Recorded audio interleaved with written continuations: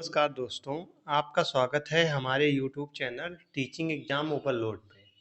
तो साथियों, आज सीटेट और बीपीएससी टीआरई 3.0 के अंतर्गत साइंस की 7वीं क्लास है, जिसमें हम लोग एनसीईआरटी साइंस क्लासेस के चैप्टर नंबर 7 को कवर करेंगे, जिसका नाम है पौधों को जानिए। यानी प्लांट के बारे में हम लोग जानेंगे, पौधों के बारे में जानना है। लेसन का नाम है पौधों को जानिए। एनसीईआरटी क्लास का चैप्टर 7 है साइंस का, जो कि बहुत इंपॉर्टेंट सेशन है सीटेट पेपर 2 में साइंस की तैयारी करने वाले छात्रों के लिए। वहीं पेपर बीपीएससी टीआई 3.0 में साइंस सब्जेक्ट से तैयारी करने वाले छात्रों के लिए, क्योंकि एनसीईआरटी 6 to 8 से ही प्रश्न पूछे जाते हैं। तो सबसे पहला पॉइंट है आज। तो आज के सेशन को स्टार्ट करने के पहले एक छोटी सी रिक्वेस्ट है, हमारे चैनल को लाइक कीजिए, सब्सक्राइब कीजिए, ज़्यादा से ज़्यादा शेयर कीजिए। क्लासेज की नोट्स और पीडीएफ प्राप्त करने के लिए डिस्क्रिप्शन बॉक्स में टेलीग्राम का लिंक दिया हूँ, आप लोग उससे जुड़ जाइए। वहीं पे आपको क्लासेज की नोट्स और पीडीएफ प्रोवाइड की जाती हैं। चलिए फिर आज के सेशन को हम लोग स्टार्ट करते हैं। तो पहला पॉइंट है साग क्या होता है। तो साग, जैसा कि आपको फिगर में दिख भी रहा होगा, जो साग होते हैं, जैसे आप लोगों ने पालकी देखी है, ठीक, पालकी हो गई आपकी।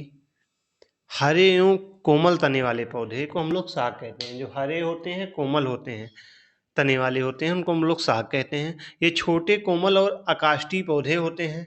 भूमि की सतह के ऊपर इनके कोई अस्थायी भाग नहीं पाए जाते। इस श्रेणी के पौधों को अधिकतम ऊंचाई 1 मीटर यानी 3.25 फीट तक हो सकती है। ऐसे साकी पादप एक वर्षीय जैसे सरसों हो गया, द्विवर्षीय जैसे चुकंदर हो गया, बहुवर्षीय जैसे देवकेल हो गया, इसको हम लोग क्या बोलते हैं, साग बोलते हैं। बहुवर्षीय साकी पौधों में पाया रूपांतरित तने के रूप में भूमिगत प्रकंड पाया जाता है, जिसके द्वारा प्रतिवर्ष नई वायवीय पारो शाखाएं उत्पन्न होती हैं। अनेक वनस्पति शास्त्रियों द्वारा केले के पौधों को भी बहुवर्षीय शाख के तौर पर निरूपित किया गया है। अगला पॉइंट है झाड़ी क्या होती है। तो अगला पॉइंट जो है, झाड़ी क्या होती है। तो कुछ पौधों को में शाखाएं तने के आधार के समीप से निकलती हैं। तना कठोर होता है परंतु अधिक मोटा नहीं होता, इन्हें हम लोग झाड़ी कहते हैं। तो झाड़ी जो होती है, कुछ पौधों में शाखाएं जो होती हैं तने के आधार के समीप से निकलती हैं। तना कठोर होता है परंतु अधिक मोटा नहीं होता, इसलिए इनको हम लोग क्या बोलते हैं, झाड़ी बोलते हैं।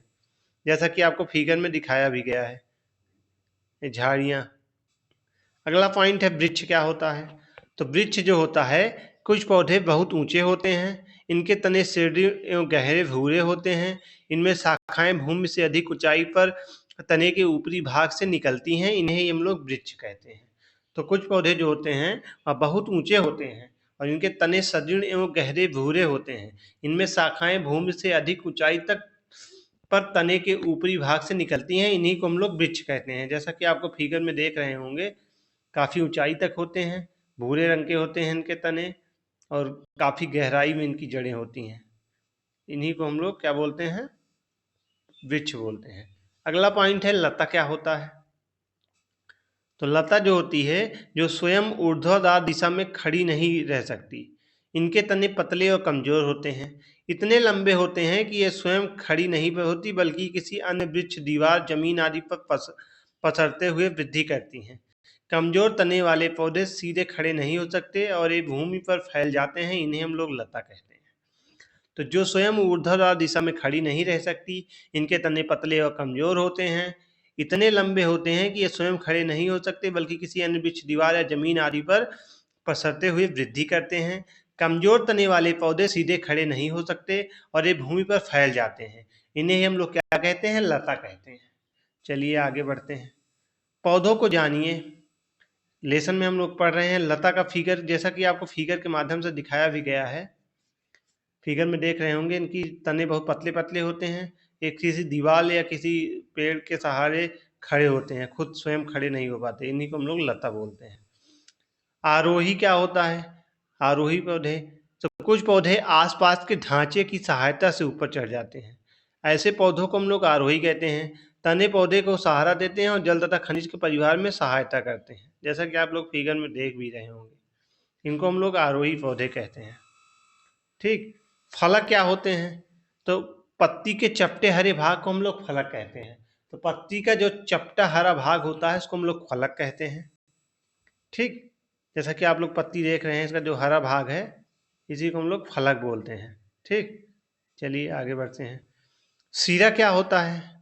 पत्ती में आप लोग को फलक पूछा जाता है, सीरा पूछा जाता है, सीरा विन्यास पूछा जाता है। रंध्र क्या हो? पत्ती में यहाँ से कई बार पेपर में प्रश्न बन चुके हैं। तो सीरा जो होता है, जब एक पत्ती को कागज पर रखकर छापा जाता है तो इन रेखिंकित संरचनाओं में सिराओं का छाप उभर कर आता है। अगर इन पत्तियों का छाप जालिका रूपी सिरा विन्यास की तरह उभरा हो तो उसकी जड़ें मूसला जड़ होंगी।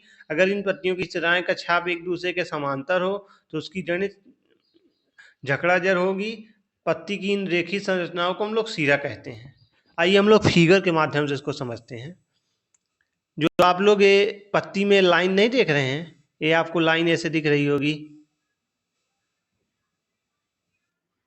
यही आपका जो है यही सीरा है।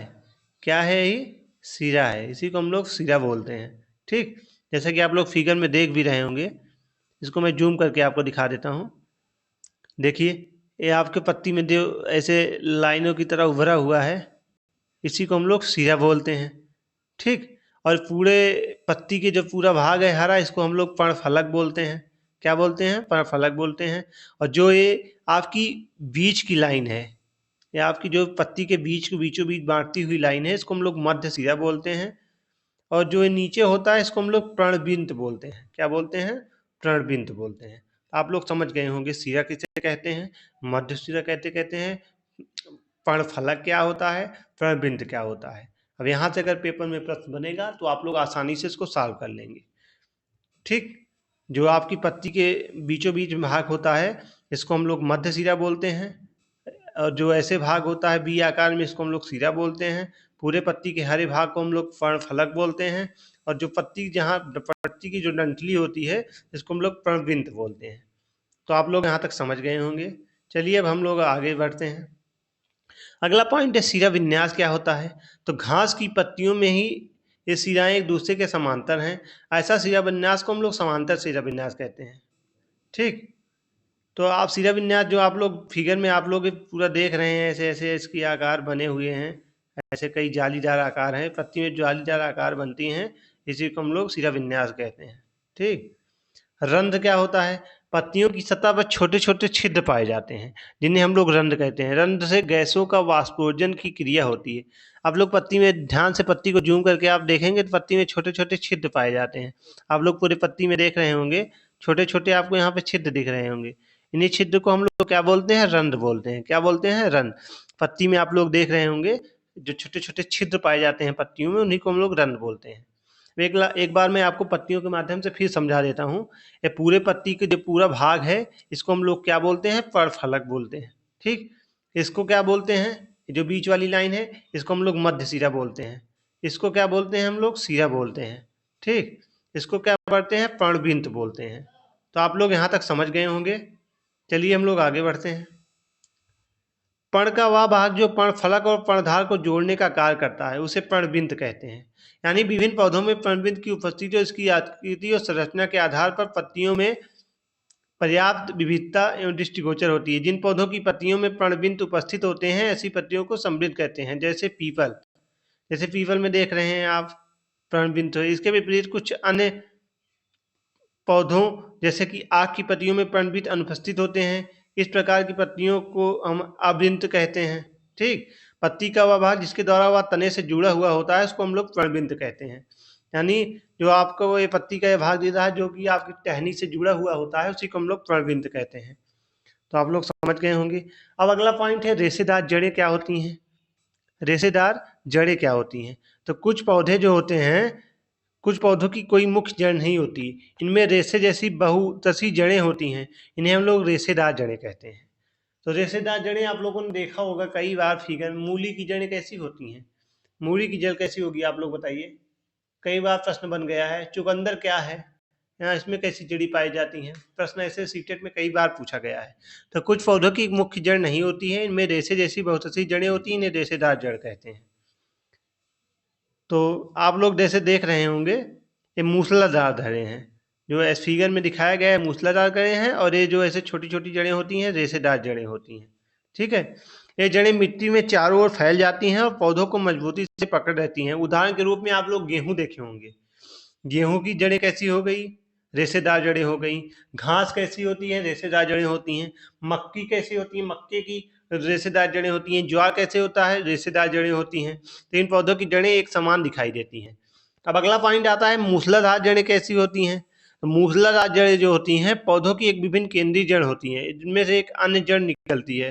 प्राय मूसला जड़ लगभग सीधी और मोटी होती हैं, जिसकी चौड़ाई नीचे जाते जाते घटती जाती है। जैसे गाजर व चुकंदर जैसे पौधों में मूसला जड़ में पौधा उसमें आहार जमा करता है, जिससे मनुष्य और अन्य प्राणी उन्हें खोद कर खाते हैं। जिन पौधों की मुख्य जड़ सीधे मिट्टी के अंदर जाती हैं, ऐसे जड़ को हम लोग मूसला जड़ कहते हैं। जैसे चुकंदर हो गया, गाजर की जड़ें हो गई, इसको हम लोग मूसलाधार जड़ें कहते हैं। जैसा कि आप लोग फिगर में देख रहे होंगे, इसको हम लोग मूसलाधार जड़ें बोलते हैं। ठीक, तो मैं आशा करता हूँ आप लोग यह सेशन आपको आसानी से समझ गए होंगे। यह सेशन बहुत ही इंपॉर्टेंट था, क्योंकि यहाँ से सीटेट में बार बार प्रश्न आपको देखने को मिलेगा। फलक क्या होता है, प्रबिंद क्या होता है, सिरा विन्यास क्या होता है, मूसलाधार जड़ें क्या होती हैं, रेशेदार जड़ें क्या होती हैं, रेशेदार जड़ के एग्जाम्पल क्या होता है, मूसलाधार जड़ का एग्जाम्पल क्या होता है। तो अगर आप पेपर में यहाँ से आपका प्रश्न बनेगा तो आप लोग आसानी से सॉल्व कर लेंगे। तो आज के सेशन को हम लोग यहीं समाप्त करते हैं। कल फिर मिलते हैं किसी नए सेशन के साथ। तब तक के लिए धन्यवाद।